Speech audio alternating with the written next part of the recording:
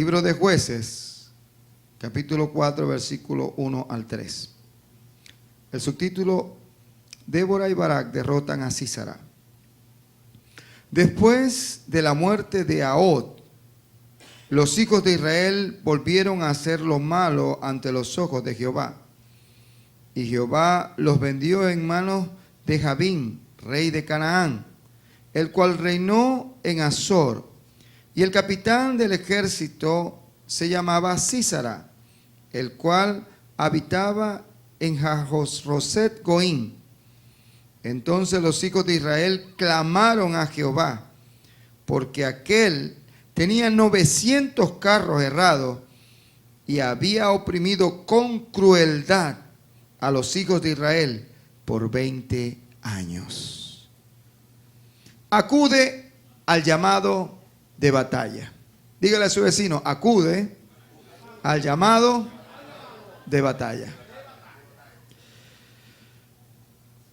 Después que el pueblo de Israel entró a la tierra prometida, fue guiado por jueces, hombres que habían sido capacitados por el Espíritu Santo con sabiduría, con palabra profética, con un sentido de justicia que les permitía gobernar la nación.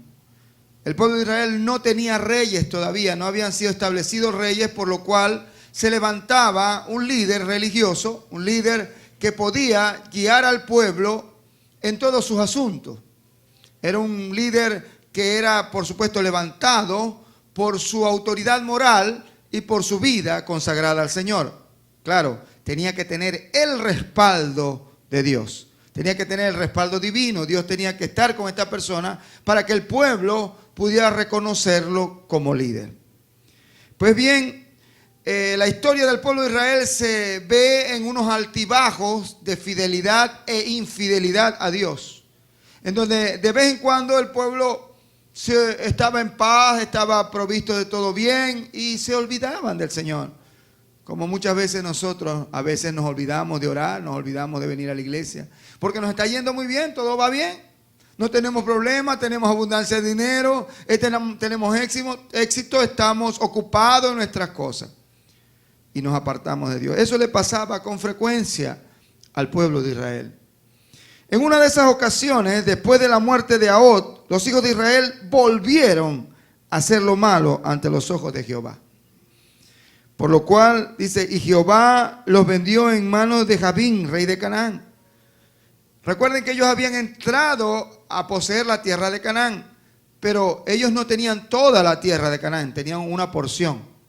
Y en esta oportunidad, Jabín, que era el rey, hizo guerra y se sobrepuso o gobernó o conquistó a toda esta tierra, es decir, al pueblo de Israel.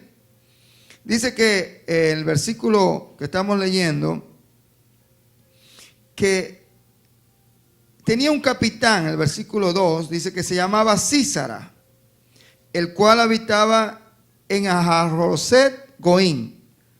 Jahosroset Goín. Sí. Entonces los hijos de Israel clamaron a Jehová, porque aquel es Sísara, había oprimido con crueldad a los hijos de Israel por 20 años. 20 años. Wow. Quiere decir esto que este rey viene y conquista al pueblo de Israel y lo somete y lo pone bajo servidumbre, bajo esclavitud. De tal manera que el pueblo de Israel tenía que ser tributario, estarle pagando, estarle entregando todo lo que aquel rey les exigía. Ellos no tenían un rey propio, pero tenían un rey extraño que estaba gobernando sobre ellos. Y ya habían pasado 20 años. 20 años son muchos años para estar en esclavitud, ¿verdad? 20 años son mucho tiempo para estar oprimido por crueldad. Imagínese usted estar 20 años en un sometimiento de terror, de crueldad, experimentando el abuso, experimentando el atropello por 20 años. Pero fíjese lo más interesante de todo esto. Versículo 4. Vamos a estar allí en Jueces, capítulo 4, versículo 4. Dice: gobernaba en aquel tiempo a Israel una mujer. Óigame, una mujer gobernaba a Israel. ¿Acaso no había un hombre que pudiera gobernar a Israel? ¿Acaso no había un hombre de Dios que gobernara a Israel? Pues no había. Era una mujer que había sido fiel a Dios, llamada Débora, profetisa, mujer de Lapidot. Era una profetisa y ella gobernaba a Israel. Y se acostumbraba a sentarse bajo la palmera de Débora, entre Ramá y Betel, en el monte de Efraín. Y los hijos de Israel subían a ella a juicio. Y ella envió a llamar a Barac, hijo de Abinoam, de Sede, de Neftalí, y le dijo: ¿no te ha mandado Jehová, Dios de Israel, diciendo: ve, junta a tu gente en el monte de Tabor, y toma contigo 10,000 hombres de la tribu de Neftalí y de la tribu de Zabulón? Y yo atraeré hacia ti al arroyo de Sisón, a Sísara. Fíjese que el versículo 7 dice: y yo atraeré hacia ti al arroyo de Sisón. Un arroyo. ¿Cuántos han visto un arroyo? Un arroyo es un hilito de agua, ¿sí? Es una corrientita allí de agua, no llega a ser río. Un río tiene una dimensión, tiene una amplitud, tiene un caudal, una cantidad de agua que corre por él. Un arroyo no, eso es un riachuelo allí pequeñito, una línea de agua apenas, un surquito de agua, una línea allí, poquita agua que corre allí. Fíjese: y yo atraeré hacia ti al arroyo de Sisón, a Sísara, capitán del ejército de Jabín, con sus carros y su ejército, y lo entregaré en tus manos. Esto que estamos leyendo aquí es una pregunta que Débora le mandó a decir a Barac. Porque comienza diciendo: ¿no te ha mandado Jehová? Y tal vez cuántas veces Dios había hablado con Barac. Pero Barac no había acudido al llamado de batalla. ¿Y sabe por qué? Porque resulta que Sísara tenía 900 carros herrados. Estos carros herrados eran que en las ruedas de los carros, estos carros eran arrastrados por caballos, y la gente que estaba encima del carro guiaba el caballo por donde creía y arrastraba el carro. En las ruedas tenían espadas cruzadas así. Eran unas espadas que sobresalían de las ruedas, por eso se llaman carros herrados. Tenían espadas que sobresalían de la rueda. Entonces, por donde iba pasando el carro con el caballo, el que estuviera al lado lo picaba en dos. La rueda venía y ¡juas! Atravesaba a la persona y la picaba en dos. Como si un solo ¡juas! Como una Mulinex. ¿Se acuerdan de la Mulinex? Entonces imagínense un carro de ese arremetiendo contra un grupo de hombres. Una mortandad. Pues este no tenía uno, sino que tenía 900 carros herrados. Por eso Barac se había hecho el de la vista gorda. Quizás cuántas veces había hablado Dios a otros hombres, además de Barac. Porque Dios siempre llama a muchas personas. Muchos son los llamados y pocos los escogidos. Dios llama y llama a la batalla. Pero Barac se había hecho el loco. Pero él respondió y le dijo la verdad a ella. Dijo, el versículo 8, Barac le respondió: si tú fueres conmigo, yo iré. Imagínense, un hombre de guerra diciéndole a una mujer que él iba a la batalla si ella iba con él. Yo realmente no entiendo cuál fue el arengo o la forma en que Barac le expresó esto a Débora. Como diciendo: tú me estás mandando a mí que yo vaya a pelear con aquel que tiene esos carros herrados. Bueno, si tú vienes conmigo y nos morimos ahí los dos, ok, yo voy. Y como ella le dijo: sí, vamos. Yo no sé si él estaba esperando que ella fuera o estaba esperando que no fuera. No, el que te tocas a ti. No, si ella decía: bueno, tú eres el hombre, yo soy una mujer, yo lo que soy es profetisa. A mí lo que me toca es profetizar. Pero una cosa es hablar las palabras de Dios y otra cosa es cumplirlas. Una cosa es mandar los mandamientos de Dios a los otros y otra cosa es que yo esté dispuesto a cumplir los mandamientos de Dios. ¿Sí?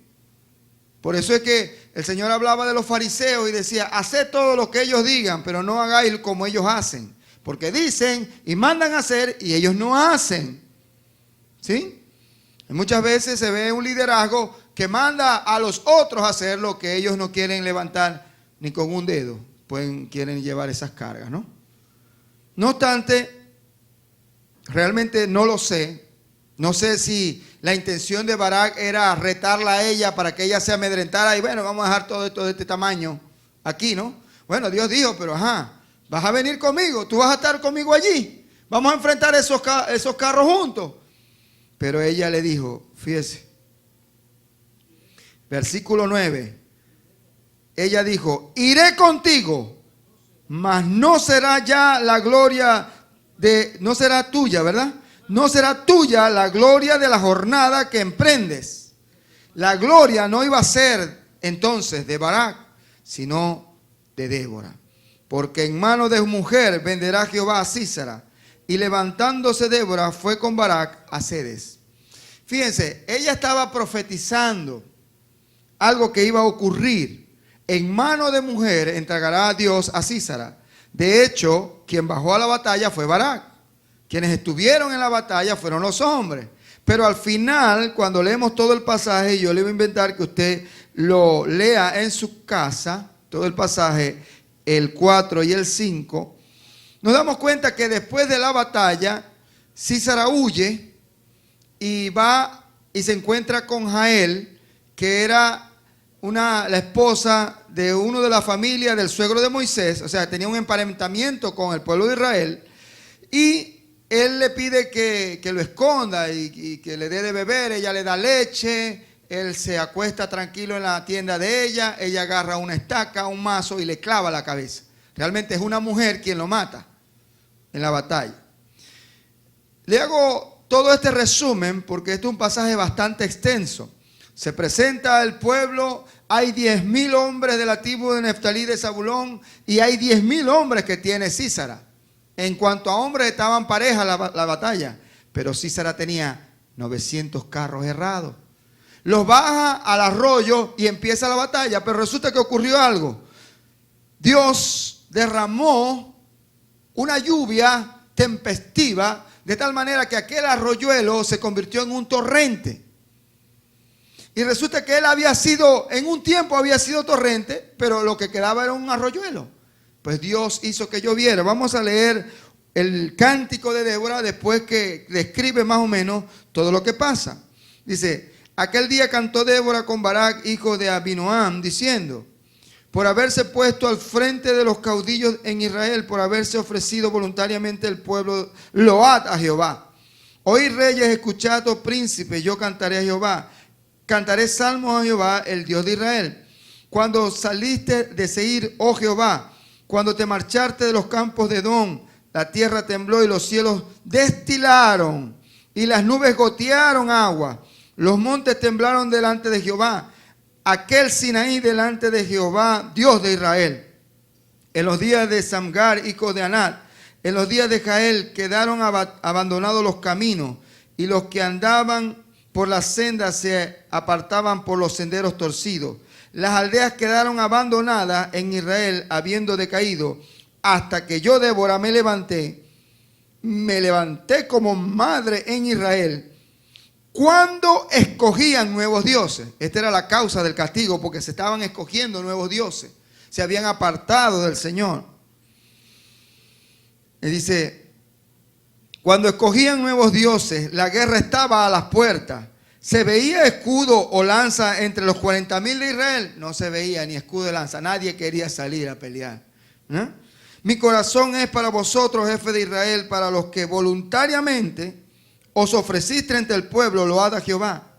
Vosotros los que cabalgáis en asnas blancas, los que presidís en el juicio. Vosotros los que viajabas, hablad lejos del ruido de los arqueros en los abrevaderos. Allí repetirán los triunfos de Jehová. los triunfos de sus aldeas en Israel. Entonces marchará hacia las puertas el pueblo de Jehová.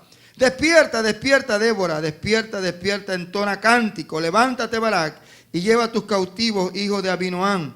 Entonces marchó el resto de los nobles. El pueblo de Jehová marchó por él en contra de los poderosos. De Efraín vinieron los radicados en Amalec, y en pos de Benjamín entre tus pueblos. De Maquir descendieron príncipes, de Zabulón los que tenían vara de mando. Caudillos también de Isaacar fueron con Débora, y como Barak también Isaacar se precipitó a pie en el valle. Esto es muy interesante. Se precipitó a pie. ¿Por qué hace esta observación? Porque el que estuviera a pie tenía el riesgo de que una espada de esa lo partiera en dos. El hecho de haberse bajado no en un caballo, no en una mula, sino que a pie. Aquellos venían con caballos y con carros, por eso que no es del que tiene carro ni del que tiene caballo, sino del que Jehová quiere y tiene misericordia. ¿Se acuerdan?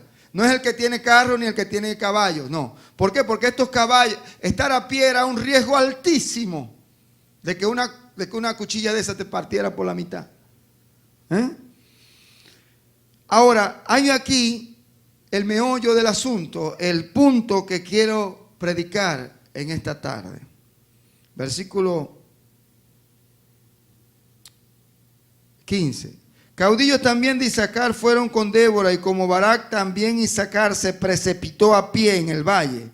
Entre las familias de Rubén hubo grandes resoluciones del corazón. Fíjese, entre la familia de Rubén hubo grandes resoluciones del corazón. Y el versículo 16 pregunta: ¿por qué te quedaste entre los rediles para oír los balidos de los rebaños? ¿Por qué te quedaste entre los rediles? Cuando el tiempo era de la batalla, la familia de Rubén tuvo grandes determinaciones, dice. Grandes resoluciones. Sí, vamos a ir. Vamos a ir a pelear, vamos a ir a defendernos, vamos a sacarnos a esa gente de encima. Hicieron grandes resoluciones. Pero a la hora de bajar a la batalla, se quedaron detrás de los rediles. Detrás de los rediles, oyendo el balido de los rebaños. Y vuelve a decir, entre la familia de Rubén hubo grandes propósitos en el corazón. Pusieron en su corazón ir, pero a la hora de ir no fueron. Oyeron el llamado a la batalla, pero se quedaron. Ya ha terminado la batalla, Dios ha dado una gran libertad, una gran bendición. Vino la lluvia, el torrente creció, anegó todo el sector de la batalla. Los carros se atascaron, no podían andar, se convirtieron en armas inútiles. El pueblo de Israel sobrevino sobre Sísara y todo su ejército. Y aquellos, al ver que sus carros, que su ventaja, la ventaja era, fíjense, habían 10,000 del pueblo de Israel y habían 10,000 del pueblo de Sísara. Estaban parejos, solamente que la ventaja eran los caballos y los carros herrados. Cuando los carros y los caballos se atascaron, todavía las fuerzas parecían estar parejas, ¿verdad? 10,000 y 10,000. No obstante esto, los 10,000 de Israel acabaron con todos los demás a filo de espada, los mataron. Y esos que tenían el mismo número, pero Dios dio la batalla, dio la victoria. Ahora, ¿qué pasó con Rubén? ¿Por qué se quedó? Y aquí es donde viene la pregunta para nosotros: ¿por qué nos quedamos? Cuando nos invitan a una vigilia, ¿por qué nos quedamos en la casa? Cuando nos invitan a un ayuno, ¿por qué nos quedamos entre los oficios? No, es que tengo que cuidar mi ganado. El ojo del amo es el que engorda el ganado. Tengo que cuidar mis ovejas. Cuando hay tiempo de guerra y nos llaman a la batalla, ¿por qué nos quedamos oyendo el balido de nuestro rebaño? Nos quedamos allá en vez de acudir a la batalla. Cuando viene, hermano, ¿y cómo estuvo? No, es maravilloso, hermano, la gloria de Dios descendió. Y tú, bueno, no, hermano, yo tuve que quedarme porque, bueno, iba a arreglar la antena del DirecTV, se me desconectó y no, tenía un problema allá en la casa. Hermano, ¿y cómo estuvo la evangelización? Hermano, se convirtieron 150 almas, vimos la gloria de Dios. Ay, ¿qué fue? ¿No viniste? No, hermano, es que tenía que hacer las arepas, tuve que ocuparme de hacer la comida. En fin, ¿cuántas veces hemos sido invitados a la batalla espiritual? ¿Cuántas veces hemos sido llamados a sacar de la cautividad a muchas almas? Y nosotros nos quedamos. Fíjese lo que dice el versículo 17. Galaad se quedó al otro lado del Jordán. Galaad ni siquiera pasó para este lado del Jordán, se quedó allá lejos. Y dice aquí que Dan, ¿por qué se estuvo junto a las naves? Estamos viendo aquí que a la hora del llamado, las tribus de Israel eran 12. Pero cuando vemos quiénes fueron a la batalla, vemos a Efraín, a Benjamín, a Zabulón, a Isaacar y a Neftalí. Pero Rubén, Galaad, Dan y Aser no fueron. Había división. Estamos viendo una división. Y esta división había producido que por 20 años la cautividad estuviera sobre el pueblo de Israel. No había un hombre que gobernara porque había apatía. No habían hombres que buscaran la presencia de Dios, sino había una mujer buscando la presencia de Dios. Ella era la profetisa porque estaba en comunión con el Señor. No obstante, vemos que Galaad se quedó al otro lado del Jordán. Vemos que Dan se estuvo al lado de sus naves. Por si acaso la cosa se ponía difícil, me monto en las naves, voy y dejo el pelero, como dicen por aquí en Maracaibo. Y dejamos a todo el mundo en 4 bloques. ¿No? Siempre tenemos una excusa, siempre tenemos una razón, un argumento para no ir a la campaña, para no ir a la evangelización, para no ir a la vigilia, para no ir al ayuno, para no ir a enfrentar al enemigo. Pero resulta que cuando hay el cántico, cuando hay la alabanza y cuando haya la recompensa, se va a notar. Fíjese que Débora no pasa por alto estos hechos. Fíjese, dice, se mantuvo Aser a las riberas del mar y se quedó en sus puertos. El pueblo de Zabulón se expuso, dice, versículo 18, el pueblo de Zabulón expuso su vida a la muerte. Y Neftalí en las alturas del campo. Porque pasa esto, hermano. En la guerra espiritual no hay puntos neutros. Nuestro pastor nos lo ha enseñado bastante. No hay un punto en que yo me puedo quedar aquí tranquilito. No, no, no. En guerra espiritual no hay puntos neutros. No hay posiciones neutrales. O yo estoy peleando del lado de Dios o el diablo me está haciendo añico. Porque no vaya a creer que tener al diablo de aliado es ventajoso o que va a ser muy bien pagado o premiado por el diablo. No, el que está del lado del diablo, el que está siendo destruido por el diablo porque él es destructor. Él es asesino y él quiere destruir la vida de las personas. La persona que no está haciendo guerra contra Satanás, Satanás lo tiene a él vencido. Y lo tiene bajo opresión. Y lo tiene bajo cautividad. Y lo está oprimiendo. Por eso no podemos creer como Rubén, como Galaad, como Dan y como Aser, que ellos quedándose tranquilos iban a estar bien. Ya tenían 20 años de ser oprimidos con crueldad. ¿Sabe por qué? Porque el enemigo es cruel. Satanás es malo. Él es el ladrón. Él vino para matar, robar y destruir.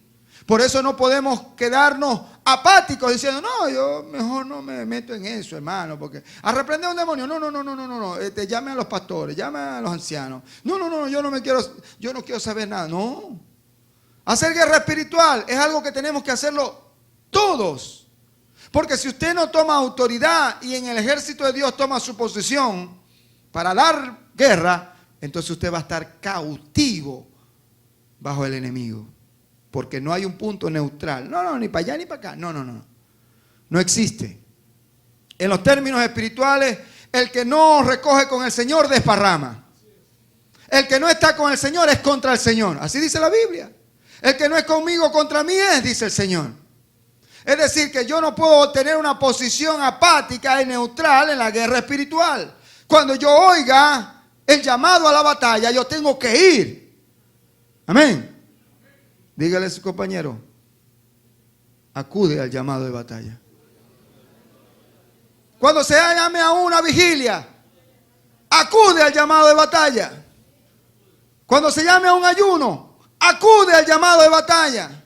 Cuando se llame a una evangelización, acude al llamado de batalla. Cuando se llame a una campaña, acude al llamado de batalla. Porque haciéndote apático, haciéndote que no es tu asunto, ese no es asunto mío, yo no me tengo por qué meter, si es nuestro asunto. Porque ya hemos visto que no existe un punto neutral y que al final se va a contar, se va a ver si estuvimos o no estuvimos en la batalla. Si estuvimos dispuestos a pelear o si nos escondimos, si nos quedamos detrás de nuestras ocupaciones, si nos quedamos detrás de nuestras excusas, si nos quedamos detrás de esos argumentos que podemos a veces esgrimir para no hacer la obra de Dios. Dice la Biblia que maldito el que hiciera indolentemente la obra del Señor. No puedo poner la mano en el arado y mirar hacia atrás, porque no sería digno del Señor. No es digno de mí, dice el Señor, el que poniendo la mano en el arado mira hacia atrás. No, yo quiero arar, pero tengo tantas ocupaciones, tengo tantas cosas, yo no puedo dejar esto. No. Acude al llamado de batalla. Cuando seas llamado, acude, porque Dios te está viendo. Dios te está mirando, el enemigo también, Satanás sabe, ay, este es lo que es cobarde, este es lo que es haragán, es flojo, este lo hace todo con apatía, con mediocridad, con indolencia. No podemos hacer la obra del Señor indolentemente. Tenemos que hacerla con pasión, tenemos que hacerla con entrega, tenemos que entregar todo nuestro ser a cumplir el propósito que Dios tiene para nuestra vida. Tenemos que estar dispuestos a obedecer el llamado del Señor para nuestra vida. Porque pensamos que Dios llama a los otros. Parece que a quien llama a Dios es a los demás. Mira, Dios te está llamando. ¿Ve? Esto es contigo. Hermano, escucha, ¿ve? El Señor te está hablando. Es a ti al que está enviando. Nunca piensa uno que es con uno. Diga, es a mí a quien Dios habla. Es a mí a quien Dios llama. Yo oiré su voz y acudiré al llamado. ¿Sabe? Una vez le escuché a un gran hombre de Dios llamado Rick González, se llama el Rick González. El hermano Rick González es mi amigo, somos muy amigos. Le amo en el Señor profundamente. Y él dijo una vez, hermano, ¿sabe por qué es que yo estoy aquí predicando? Porque Dios llamó a uno que era así, grande, que era fuerte, que tenía el pelo bonito, que tenía los ojos azules. Y le dijo a Dios que no. Pero cuando Dios me llamó, yo dije que sí. Amén. Entonces, aquel que recibió el llamado y no lo oyó y no acudió, se perdió las bendiciones que estaban. ¿Sabe por qué?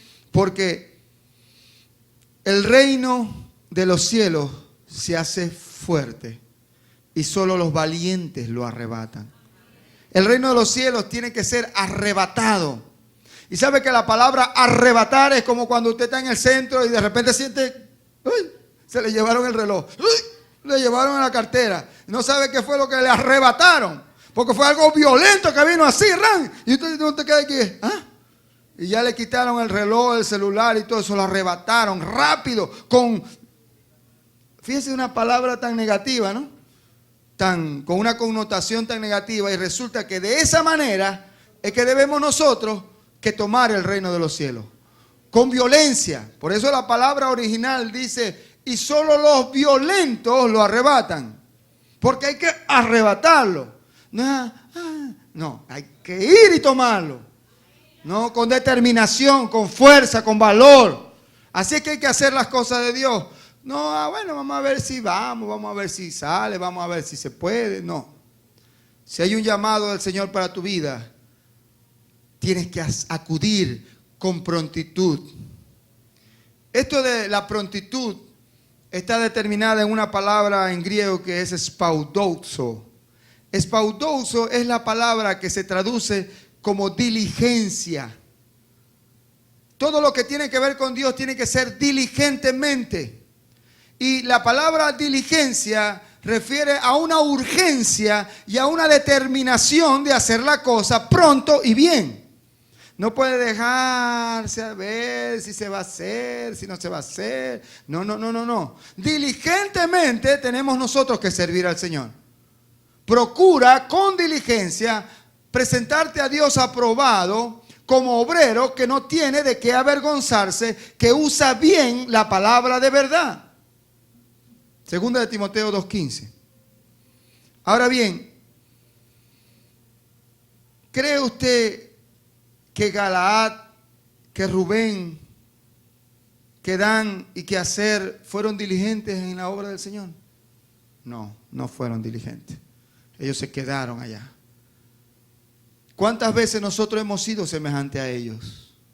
¿Cuántas veces hemos sido llamados a presentar batalla por Dios y nos hemos quedado detrás de nuestros rediles, detrás de nuestras ocupaciones, detrás de nuestros intereses, detrás de nuestros bienes, detrás de todo aquello que pudiéramos usar como excusa para no servir a Dios? Medite por un momento. ¿Cuántas veces Dios le ha llamado a presentarse a la batalla y usted ha preferido deleitarse en sí mismo y en sus cosas, en sus placeres? ¿Cuántas veces ha preferido darle satisfacción a su carne antes que sacrificarla para conseguir el agrado del Señor? En esta tarde, brevemente, hemos querido llamarle la reflexión para que acuda al llamado de la batalla.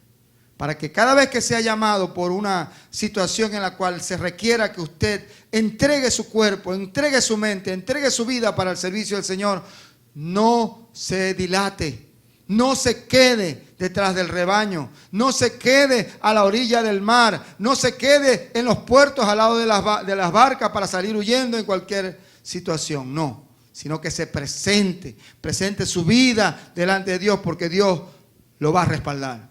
Dios lo va a respaldar. Dios lo va a respaldar y le va a dar la victoria y va a ser usted uno de los participantes y uno de los protagonistas de la obra de Dios.